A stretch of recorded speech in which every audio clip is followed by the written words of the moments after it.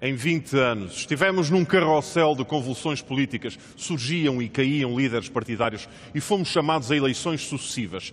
Até que um dia, uma perguntinha de um jornalista da SIC fazia história na relação entre os meios de comunicação social e a classe política.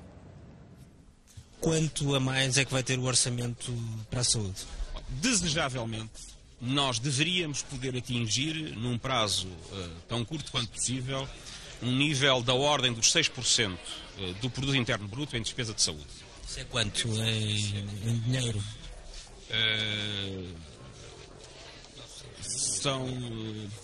O produto interno bruto são cerca de 3 mil milhões de contos, portanto 6% de 3 mil milhões, 6 vezes 3, 18, 1 milhão ou melhor, portanto, enfim, é fazer a conta.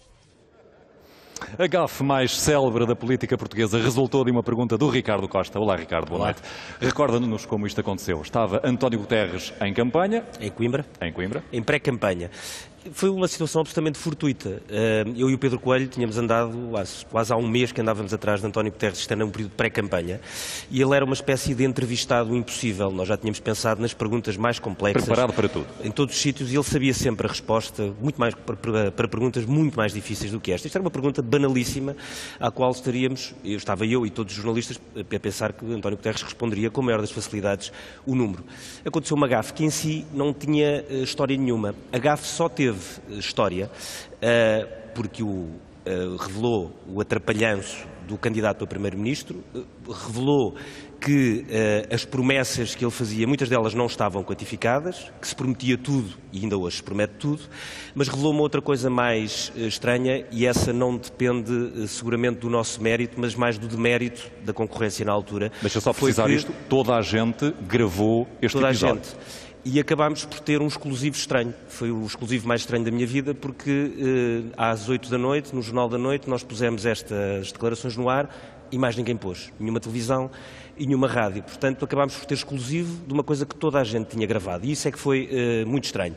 E isto é que talvez tenha sido o mais importante. Mudou de vez depois a relação dos políticos com os jornalistas, porque naquele dia, e depois mais tarde, há poucos anos, falava muito em pressões políticas. O que se passou ali não foi pressões políticas, foi naquele dia os dirigentes do Partido Socialista conseguiram convencer todos os jornalistas que estavam ali presentes que aquilo tinha sido uma gafe sem importância e que não era necessário ir para o ar, que não valia a pena ir para o ar. E toda a gente concordou, menos toda a assim. gente concordou e nós pusemos no ar, porque achámos que era obrigatório pôr. A partir daí, Ricardo, o que mudou na forma de fazer jornalismo, sobretudo o jornalismo político, e sobretudo na forma como os políticos olham para esse jornalismo?